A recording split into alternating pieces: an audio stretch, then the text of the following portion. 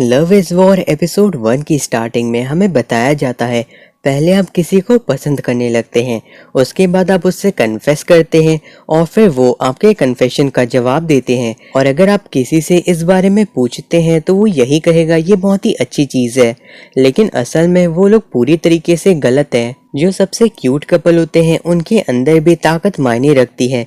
जैसे कि एक इंसान रहता है जो कि राज करता है और दूसरा इंसान जो कि उसके हुक्म को मानता है, एक विनर और एक लूजर। उसके बाद हमें दिखाया जाता है सुचिन एकेडमी को, जिसे कई साल पहले बनाया गया था ताकि यहाँ पे वॉरियर और रॉयल क्लास के लोग पढ़ सकें। लेकिन जब वो सिस्टम खत्म हो गया तो यहाँ पे काफी सारी अलग अलग फैमिली के बच्चे आके पढ़ने लगे, और जिस जगह के बच्चे इतने ज्यादा अच्छे हों उन्हें कोई भी ऐसे ही लीड नहीं कर सकता है। तभी सभी काफी ज्यादा खुश होकर देखने लगते हैं और कहते हैं कि ये तो हमारे स्कूल के स्टूडेंट काउंसिल हैं, ये कितने ज्यादा कूल दिख रहे हैं। जिसके बाद हमें स्टूडेंट काउंसिल की वाइस प्रेसिडेंट कागुया शिनोमिया के बारे में बताया जाता है कि वो शिनोमिया ग्रुप की डॉटर है। शिनोमिया ग्रुप जापान के टॉप बिजनेस में से एक है और उसकी नेटवर्थ 200 ट्रिलियन से भी ज्यादा है। साथ ही साथ कागुया ने काफी सारी अलग अलग फील्ड के अंदर अचीवमेंट को हासिल किया है, जैसे कि क्लासिकल सिंगिंग और साथ ही साथ डांसिंग। फिर हमें बताया जाता है मियुकी शिरोगने के बारे में, जो कि स्टूडेंट काउंसिल का प्रेसिडेंट है। उसकी खासियत ये है कि वो चाहे जो भी एग्जाम दे वो हमेशा उसमें टॉप ही करता है। उसके अलावा भले ही उसके पास कागुया की जैसी बड़ी और पैसे वाली फैमिली नहीं है, लेकिन उसका काम को लेकर के जो डिमोशन है उसे काफी ज्यादा रिस्पेक्ट किया जाता है। आमतौर पे एक ट्रांसफर स्टूडेंट का स्टूडेंट काउंसिल प्रेसिडेंट बन पाना बहुत ही मुश्किल होता है, लेकिन शिरोगने के केस में ऐसा नहीं है। वो एक गोल्ड की चेन को पहनता है जो कि सुचिन प्रेसिडेंट अपने जनरेशन में पास करते जाते हैं, और फिर सारे बच्चे बातें करने लगते हैं कि ये दोनों एक दूसरे के साथ कितने अच्छे दिखते हैं। सारे स्टूडेंट फिर कहने लगते हैं कि ये दोनों ही काफी ज्यादा स्मार्ट हैं, और अगर ये दोनों एक दूसरे को डेट कर रहे रहते तो फिर ये चीज काफी ज्यादा कमाल की होती। उसके बाद हमें स्टूडेंट काउंसिल रूम को दिखाया जाता है, जहाँ पे कागुया बताती है शिरोगने को कि सारे स्टूडेंट को लगता है कि वो दोनों रिलेशनशिप में हैं। शिरोगने कहता है उसे इस चीज का अंदाजा था, लेकिन सबसे अच्छा यही होगा कि वो इस बात को इग्नोर करे। फिर शिरोगने अपने मन में सोचने लगता है उसे टीनेजर्स की इमेजिनेशन में कोई इंटरेस्ट नहीं है, लेकिन अगर फिर भी कागुया उसके सामने झुक के उससे बाहर चलने के लिए कहती है तो फिर वो उसकी बात मान सकता है। फिर शिरोगने सोचता है कागुया के पास जरूर उसको लेकर के फीलिंग्स है, तो वो थोड़े टाइम में उसे कन्फेस जरूर करेगी। कागुया तभी सोचने लगती है कि ये स्टूडेंट कितने बेवकूफ हो सकते हैं, वो शायद भूल गए हैं कि मेरी फैमिली इस कंट्री का दिल है, और भला उसके जैसी बड़ी फैमिली का कोई इंसान इस तरीके से किसी कॉमनर को कैसे पसंद कर सकता है। लेकिन फिर भी ये पूरी तरीके से नामुमकिन नहीं है। अगर शिरोगने अपना सब कुछ कागुया को देता है तो फिर कागुया उसे इतना ट्रेन कर सकती है कि वो उसके काबिल हो जाए। और वैसे भी इस पूरे हाई स्कूल में ऐसा कोई नहीं है जो कि कागुया को पसंद न करता हो। थोड़े टाइम में शिरोगने भी उसके पीछे पड़ा रहेगा। वो दोनों ही ये सारी चीजें सोच के हंसना शुरू कर देते हैं। उसके बाद कहानी सीधा 6 महीने आगे बढ़ जाती है, क्योंकि इस बीच उनके बीच में कुछ भी नहीं हुआ था। उसके बाद वो दोनों ही अपने इंतजार करने वाले प्लान को छोड़ करके सीधा आमने सामने की लड़ाई करना शुरू कर देते हैं, और ये लड़ाई कई महीनों से चल रही है, जिसके बारे में उनकी साथ बैठी हुई लड़की को नहीं पता है, जिसका नाम चिका है और वो स्टूडेंट काउंसिल की सेक्रेटरी है। चिका फिर कहने लगती है उसने उन्हें सारी कहानी बता दी है और उसे अब मदद चाहिए इन मूवी टिकट्स को लेकर के, क्योंकि ये कुछ ऐसी मूवीज हैं जो कि उसके पेरेंट उसे नहीं देखने देंगे। इसीलिए अगर वो दोनों चाहे तो वो दोनों इस टिकट को ले सकते हैं। प्रेसिडेंट फिर अपने वीकेंड के शेड्यूल को चेक करता है, जहाँ पे उसे कोई काम नहीं रहता है। जिसके बाद वो कागुया से पूछने लगता है क्या वो उसके साथ ये मूवी देखने जाएगी, लेकिन तभी चिका कहने लगती है जो भी 2 लोग इस मूवी को साथ में देखेंगे वो कपल बन जाएंगे। ये बात सच में काफी ज्यादा रोमांटिक है। चिका की ये बात सुन करके शिरोगने पूरी तरीके से चौंक जाता है। कागुया तभी कहने लगती है कि अभी उसने इनवाइट किया तो क्या वो ये समझे कि शिरोगने असल में उसे पसंद करता है। शिरोगने ये सारी चीजें सुन के सोचने लगता है वो अभी अपना लव कन्फेस करने वाला था। जिसके बाद वो सोचता है जब किसी का दिल किसी और को मिल जाता है तो फिर वो इंसान उसका गुलाम बन जाता है। लेकिन इन दोनों जैसे लोग जो कि बहुत ही घमंडी हैं, उनके लिए हारना कोई ऑप्शन नहीं है। शिरोगने तभी अपने मन में सोचने लगता है उसे भी क्या करना चाहिए, जिसके बाद वो सोचता है क्या उसे प्लान बी का इस्तेमाल करना चाहिए। उसके बाद वो सोचने लगता है कागुया अभी उसे क्यूट कह के चिढ़ाने की कोशिश कर रही है, जिसके बाद वो सोचता है सब कुछ पहले से तय है, उसे कुछ करना पड़ेगा। शिरोगने तभी कहने लगता है कि वो इन सारे रूमर में बिलीव नहीं करता है और अगर वो चलना चाहती है तो फिर वो जाने के लिए तैयार है। कागुया सोचती है वो उसे इनवाइट तो कर रहा है लेकिन वो जानबूझ के ये नहीं दिखा रहा कि वो रोमांटिक तरीके से ऐसा करना चाहता है। कागुया फिर सोचती है अगर सब ऐसे ही चलता रहा तो उसकी सारी प्लानिंग बेकार हो जाएगी। उसने खुद एक लेटर लिखा था और उसके साथ मूवी टिकट को चिका के पोस्ट बॉक्स में डाला था। उसके साथ ही साथ उसने इस चीज का भी ध्यान रखा था कि प्रेसिडेंट का शेड्यूल उसके हिसाब से रहे। साथ ही साथ हो सकता है अगर उसने अभी प्रेसिडेंट को मना कर दिया तो वो आगे उससे कभी पूछे ही ना। कागुया तभी क्यूट बनते हुए कहती है कि वो काफी ज्यादा रोमांटिक दिल की है, इसलिए शिरोगने को उससे और भी ज्यादा रोमांटिक तरीके से पूछना चाहिए। फिर हमें पता चलता है ये कागुया की एक स्किल है जिसकी मदद से वो इनोसेंट बनती है। असल में ये स्किल उनकी फैमिली के अंदर पास की जाती है और ये स्किल इतनी ताकतवर है कि ये भगवान को भी उनका इरादा बदलने पे मजबूर कर सके। तो फिर यहाँ पे एक स्टूडेंट क्या कर लेगा। फिर कागुया इस मौके का फायदा उठाते हुए शिरोगने के हाथ को पकड़ लेती है और कहने लगती है वो प्यार को लेकर के काफी ज्यादा क्यूरियस है क्योंकि वो अभी उस एज में है। फिर में पता चलता है कि शिरोगने का किंग अभी फंस चुका है और कागुया की क्वीन काफी अच्छे से जंग को लड़ रही है, लेकिन अभी कुछ भी नहीं पता है कि आखिर आगे क्या होने वाला है। तभी चिका कहने लगती है अगर उन्हें रोमांटिक मूवी नहीं पसंद है तो फिर वो बर्ड प्ले की मूवी भी देख सकते हैं। कागुया और शिरोगने दोनों ही ये बात सुन के काफी ज्यादा चौंक जाते हैं और फिर हमें पता चलता है चिका की ये छोटी सी चीज एक बहुत ही बड़े बिग बैंग जैसा इम्पैक्ट उनके ऊपर देती है और अब दोनों में से किसी को भी समझ में नहीं आ रहा रहता कि उन्हें क्या करना चाहिए। इसीलिए उन्हें अभी शुगर की जरूरत है ताकि उन्हें एनर्जी मिल सके, लेकिन स्टूडेंट काउंसिल के अंदर सिर्फ थोड़ा सा ही शुगर है जो कि एक स्टीम बन के अंदर है। जो भी स्टीम बन को पहले लेगा वो जीतेगा। कागुया और शिरोगने दोनों ही उस बन की ओर आगे बढ़ते हैं, लेकिन तभी उस बन को चिका उठा करके खा लेती है। फिर वो वहां से चली जाती है। फिर हमें बताया जाता है कागुया और शिरोगने जितना सोच सकते हैं वो इतना ही ज्यादा प्लानिंग कर सकते हैं एक दूसरे के खिलाफ, और उन्हें ऐसा ही करना चाहिए क्योंकि ये जंग है दो टॉप स्टूडेंट के बीच की। आगे के सीन में हमें दिखाया जाता है कागुया अपने लॉकर को खोलती है और वहाँ पे उसे एक लेटर मिलता है जिसे देख के वो काफी ज्यादा हैरान हो जाती है। फिर चिका को भी उस लव लेटर के बारे में पता चल जाता है और वो काफी ज्यादा एक्साइटेड हो जाती है। शिरोगने ये सारी बातें सुन के सोचने लगता है कि पता नहीं वो कौन बेवकूफ है जो कि कागुया को ऐसा लेटर लिखेगा, जबकि वो जानता है कि कागुया पूरे टाइम उसके साथ ही रहती है। कागुया उसे जरूर मना कर देगी। तभी चिका पूछती है कागुया से क्या वो उसके साथ बाहर जाने वाली है डिनर के लिए।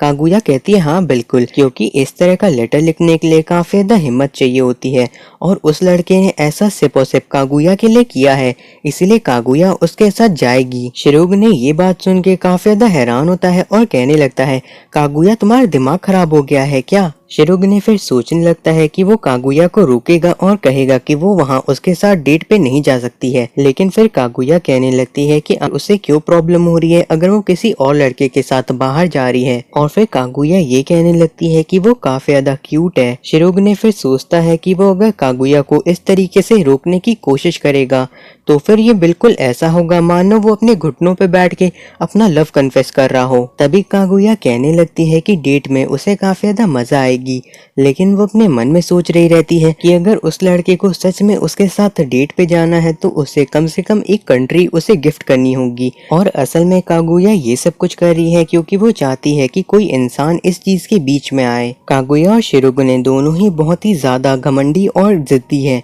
इसीलिए वो दोनों पूरी कोशिश करेंगे एक दूसरे को मैनिपुलेट करने की। इसीलिए अब उनका फिर से ब्रेन गेम शुरू हो गया है। शिरोगने सोच रहा है कि वो कागुया को कैसे रोके और कागुया सोच रही है कि वो तब तक नहीं रुकेगी जब तक शिरोगने अपना लव कन्फेस नहीं करता है घुटनों पे बैठ के। तभी शिरोगने कहने लगता है स्टूडेंट काउंसिल प्रेसिडेंट होने के नाते वो कागुया को उस तरह का रिलेशनशिप नहीं रखने दे सकता क्योंकि वो भी स्टूडेंट काउंसिल की मेंबर है। शिरोगने इस वक्त कागुया को डायरेक्ट नहीं रोक रहा है बल्कि वो एक स्टूडेंट काउंसिल प्रेसिडेंट के तौर पे रोक रहा है। कागुया कहने लगती है उसका रिलेशनशिप से क्या मतलब है, वो लोग तो सिर्फ और सिर्फ डिनर के लिए जा रहे हैं। तो फिर शिरोगने कहता है दूसरे जिस तरह से चीजों को देखते हैं उस हिसाब से तुम्हें सस्पेंशन भी मिल सकता है, लेकिन अगर तुम अभी भी जाने की कोशिश करोगी तो फिर मुझे टीचर्स को इस बारे में बताना होगा, जिसके बाद तुम्हें स्कूल से निकाला भी जा सकता है। चिका ये सुन के काफी ज्यादा हैरान हो जाती है, लेकिन फिर कागुया सोचने लगती है कि उसे नहीं लगा था कि प्रेसिडेंट कुछ ऐसा करेगा। शिरोगने के टीचर के पास जाने वाली बात को लेकर के उसे काफी ज्यादा बेइज्जती भी सहनी पड़ सकती है, लेकिन वो फिर भी ये करना चाहता है। कागुया तभी कहने लगती है अगर वो सच में उसे पसंद आता है तो फिर वो उसके लिए किसी भी चीज को रिस्क करने के लिए तैयार है। प्रेसिडेंट तभी कहने लगता है ये बेवकूफी है। कागुया कहती है ये बिल्कुल भी बेवकूफी नहीं है। कागुया फिर कहती है अगर वो उसे सच में पसंद आता है तो फिर वो अपनी बॉडी और सोल उसे देने के लिए भी तैयार है। प्रेसिडेंट ये सुनकर के पूरी तरीके से चौंक जाता है, जिसके बाद वो कहने लगता है अगर वो कन्फेस करता है तो क्या इससे चीजें बदल पाएंगी। कागुया शिरोगने की इस बात से पूरी तरीके से चौंक जाती है। फिर वो शर्माती और ब्लश करते हुए कहती है अगर वो ऐसा करता है तो हो सकता है कि वो मान जाए। शिरोगने तभी कहने लगता है तुम्हारी फीलिंग असलियत में तुम्हें भी नहीं पता है। अगर तुम इतनी आसानी से किसी और लड़के के लिए उस लड़के को भूल सकती हो तो फिर तुम्हारी फीलिंग्स किस तरीके से असली हुई। कागुया कहती है वो उस बारे में बस सोच सकती है। फिर हमें दिखाया जाता है प्रेसिडेंट के पैर असल में कांप रहे रहते हैं। कागुया फिर अपने मन में सोचती है कि ये दिखाना बंद करो कि तुम्हें फर्क नहीं पड़ता, तुम्हें अपनी प्राइड को छोड़ना होगा और उसके बाद मुझसे लव कन्फेस करना होगा, तभी मैं रुकने वाली हूँ। जिसके बाद वो वहाँ से जाने लगती है और उसे पीछे से कोई रोकता है। कागुया को लगता है वो प्रेसिडेंट है, लेकिन असल में वो चिका रहती है जो कि रो रही रहती है। जिसके बाद वो कागुया से कहने लगती है कि वो नहीं चाहती कि कागुया स्कूल से चली जाए। फिर कागुया को भी चिका की वजह से अपनी डेट के प्लान को कैंसिल करना पड़ता है और इस लड़ाई में कागुया हार गई है। उसके बाद हमें कपल को दिखाया जाता है जो कि बेंच के ऊपर बैठे रहते हैं और वहीं से कागुया और प्रेसिडेंट भी जा रहे रहते हैं। फिर वो दोनों एक दूसरे को खाना खिलाने लगते हैं और कागुया इस बात को देख करके काफी ज्यादा गुस्से में रहती है। फिर वो कहने लगती है कि वो उनके स्कूल के रिप्रेजेंटेटिव है और वो लोग एनिमल की तरह एक दूसरे को खाना खिला रहे हैं। तभी वो वापस से सोचती है कि वो दोनों एक दूसरे को किस तरीके से खाना खिला रहे थे और ब्लश करने लगती है। तभी प्रेसिडेंट कहता है उसे इस बारे में सोचने की इतनी ज्यादा जरूरत नहीं है।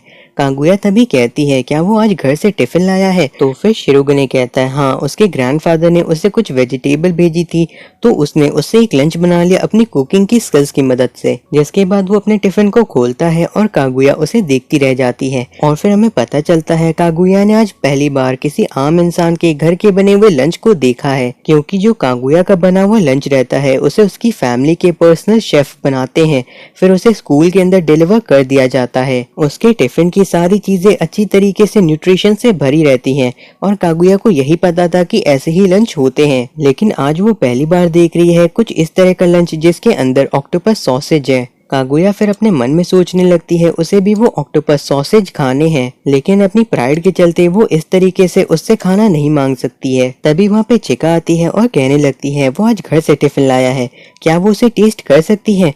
प्रेसिडेंट मान जाता है। कागुया अपने मन में कह रही रहती है उसे मत खाना, लेकिन चिका उसे लेके खा लेती है और उसे उसका टेस्ट काफी अच्छा लगता है। कागुया ये सब कुछ देख के सोचने लगती है कि मैं आज तक तुम्हें अपनी दोस्त समझती थी, लेकिन अगर तुम्हें अपनी जिंदगी को खतरे में डालना है तो मैं खुशी से तुम्हें खत्म होते हुए देखूंगी। शिरोगाने तभी सोचने लगता है कि आखिर क्या बात है, कागुया इतनी अफसोस भरी नजरों से इधर क्यों देख रही है। फिर वो सोचता है, लगता है कागुया को ये लग रहा है कि उसका टिफिन गरीबों वाला। इसके बाद वो एक बॉटल को खोलने लगता है और सोचता है मैं तुम्हें दिखाऊंगा मेरे खाने को कम समझने का नतीजा। चिका तभी कहने लगती है क्या ये मीसो सूप है। तो प्रेसिडेंट कहता है हाँ, अगर तुम्हें खाने के साथ गरम मीसो सूप मिल जाए तो वो काफी अच्छा लगता है। जिसके बाद वो खुद उसे खाता है और फिर कहता है ये बहुत अच्छा है, तुम चाहो तो इसे चख के देख सकती हो। चिका भी उसकी बात को मान लेती है और उसे खाने लगती है और वो प्रेसिडेंट के ही चॉपस्टिक और कप का इस्तेमाल करती है। तो कागुया कहने लगती है तुम ऐसा नहीं कर सकती, ये इनडायरेक्ट किस होगा। लेकिन चिका खा लेती है और कहती है मीसो सूप के साथ तो राइस काफी अच्छा लग रहा है। वो सीधा उसके गले से नीचे चला गया। उसके बाद वो प्रेसिडेंट को जीनियस कहने लगती है। प्रेसिडेंट कहता है उसे पता है वो जीनियस है। फिर वो कागुया की ओर देखने लगता है और कहता है तुम्हें अब ये कैसा लगा।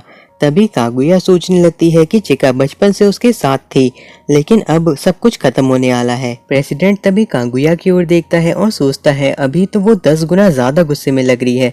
कागुया तभी कहने लगती है, प्रेसिडेंट अगर तुम ऐसा ही करना चाहते हो तो फिर ठीक है। आगे हमें दिखाया जाता है बहुत ही ज्यादा अच्छे लंच को, जिसे चिका और साथ ही साथ प्रेसिडेंट खड़े होकर देख रहे रहते हैं। कागुया तभी कहने लगती है, लगता है उनके शेफ ने आज अपनी इमेजिनेशन को कुछ ज्यादा ही आगे जाने दिया है। प्रेसिडेंट तभी कहने लगता है, ये खान तो सच में काफी ज्यादा अच्छा दिख रहा है। कागुया कहती है कि हाँ, अगर तुम चाहो तो मैं तुम्हें खाने दे सकती हूँ। कागुया तभी सोचने लगती है कि प्रेसिडेंट एक डॉग की तरह उससे कहेगा कि वो उसका खाना टेस्ट करना चाहता है, और वो कहेगी कि वो दोनों एक दूसरे के खाने के साथ अपना खाना ट्रेड कर सकते हैं। फिर वो सोचने लगती है प्रेसिडेंट किसी भी टाइम पे उससे खाने के लिए रिक्वेस्ट करने लगेगा, लेकिन प्रेसिडेंट ये कहने के बजाय ये कहता है कि अब उन्हें साथ में मिलकर खाना चाहिए। उसके बाद चिका कहने लगती है कि आज वो फिर से ऑक्टोपस सॉसेज लाया है, वो काफी अच्छे दिख रहे हैं। कागुया चिका की बातों से थोड़ा सा परेशान हो रही रहती है। तभी कागुया कहने लगती है प्रेसिडेंट से कि वो लोग अपने खाने को थोड़ा सा एक्सचेंज कर सकते हैं, लेकिन फिर प्रेसिडेंट सोचता है आखिर कागुया ऐसा क्यों कर रही है, वो अपना इतना महंगा खाना उससे क्यों बदलना चाहती है। जरूर इसके पीछे वो कुछ न कुछ प्लान कर रही है, नहीं तो वो ऐसा कभी नहीं करती। फिर वो सोचने लगता है कागुया कहेगी कि उसका ये छोटा सा लंच काफी ज्यादा क्यूट है। प्रेसिडेंट फिर सोचने लगता है शायद कागुया उसके ऊपर दया कर रही है, और फिर वो मन में सोचता है उसे उसकी चैरिटी की जरूरत नहीं है। और फिर वो कागुया से कहता है कि उसके पास ऐसा कुछ नहीं है जो कि वो उसके महंगे खाने के बदले में दे सके। कागुया ये बात सुन के काफी दुखी होकर अपने सर को टेबल में लड़ा लेती है। चिका कहने लगती है, क्या इससे तुम्हें चोट लगी? तुम्हें अपने दिमाग का ख्याल रखना चाहिए। कागुया मन में सोचने लगती है कि ये उसने जानबूझ के किया था। फिर वो पूछती है चिका से, क्या वो आज अपना भी लंच लाई है? चिका कहती है वो लाई भी है और नहीं भी। असल में प्रेसिडेंट ने उसके लिए खास तौर पे एक एक्स्ट्रा लंच लाया है। तो फिर प्रेसिडेंट कहने लगता है एक लंच को बनाने में जितनी मेहनत लगती है उतना ही दो बनाने में भी लगती है, इसलिए ये कोई बड़ी बात नहीं है। चिका फिर उसे खाने लगती है और उसे वो काफी अच्छा लग रहा रहता है। तभी कागुया सोचने लगती है कि चिका इंसान के जैसी दिखने वाली एक पैरासाइट है जो कि दूसरे के ऊपर निर्भर रहती है जिंदा रहने के लिए, और वो आज के दिन की सारी चीजों को याद रखेगी। प्रेसिडेंट कागुया को इस तरीके से देख करके डर जाता है और सोचने लगता है, उसे देख के ऐसा लग रहा है जैसे वो हम दोनों को मारने वाली है। जिसके बाद वो जल्दी जल्दी अपना खाना खाने लगता है, और उसके बाद वो अपना आखिरी बचा हुआ ऑक्टोपस सॉसेज भी खा रहा रहता है। कागुया उसे रोकने की कोशिश करती है, लेकिन वो खा करके वहाँ से दौड़ते हुए चला जाता है। कागुया तभी सोचने लगती है कि आखिर वो ये सब कुछ कर क्या रही है, वो असल में सिर्फ और सिर्फ एक बेवकूफ है। तभी चिका करके उससे अपना एक ऑक्टोपस सॉसेज खिलाती है। कागुया उसे खा करके काफी खुश हो जाती है, और फिर चिका कहती है वो लोग शेयर कर सकते हैं। फिर कागुया चिका को पकड़ करके कहती है, मेरे दिमाग में तुम्हारी काफी गलत इमेज थी, तुम सच में एक ह्यूमन हो। ये सुन के चिका कहने लगती है, क्या तुम्हें लगा था कि मैं कोई एलियन हूँ? तो फिर कागुया कहती है, अब इस बात से फर्क नहीं पड़ता है। और आज की इस बैटल के अंदर कागुया जीत जाती है। देन हमें कागुया को दिखाया जाता है जो कि अपने स्कूल यूनिफॉर्म को चेंज कर रही रहती है। तभी वो कहने लगती है प्रेसिडेंट काफी ज्यादा जिद्दी है, वो अभी तक हार नहीं माना है, जबकि कागुया ने इन सारी तैयारियों को करने में काफी ज्यादा टाइम लगाया था। तभी कागुया की मेड कहने लगती है कि अगर वो इंसान उसे मिल जाए जो कि उसे सबसे ज्यादा पसंद है, तो फिर क्या वो उसके कन्फेस करने का इंतजार करेगी ताकि वो लोग डेट कर सके, या फिर खुद ही कन्फेस कर देगी। और फिर हमें वापस से बताया जाता है कि ये लड़ाई है प्यार की, इसके अंदर उन्हें अपने दिमागों का इस्तेमाल करना है, और दांव पे लगी हुई है उनकी इस वक्त प्राइड। और फिर कागुया कहने लगती है अगर ऐसा होता है तो वो सारी की सारी चीजों को ध्यान में रख के ये फैसला लेगी, जैसे कि कागुया से उसे क्या कोई और चुरा सकता है और ऐसी ही चीजें। लेकिन अगर वो सच में उसे बहुत ही ज्यादा पसंद करती है तो फिर वो खुद ही कन्फेस कर सकती है शायद। कागुया की ये बात सुन के उसकी मेड काफी ज्यादा हैरान होती है। फिर हमें बताया जाता है कागुया का कन्फेस न करने का रीजन ये नहीं है कि उसे शर्म आती है या फिर उसे डर है कि उसे रिजेक्ट कर दिया जाएगा, बल्कि जो रीजन है वो इससे भी कई गुना ज्यादा गहरा है। साथ ही साथ वो जो रीजन है वो काफी ज्यादा कॉम्प्लेक्स और साइकोलॉजिकल है।